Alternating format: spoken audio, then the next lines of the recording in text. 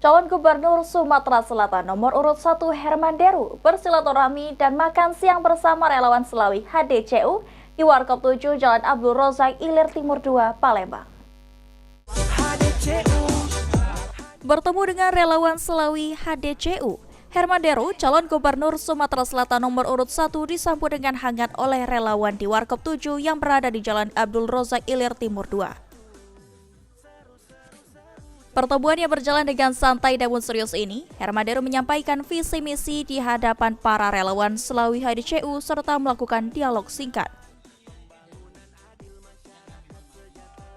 Selain itu juga HDCU didoakan oleh para relawan menjadi pemenang dalam kontestasi Pilkada Sumsel mendatang.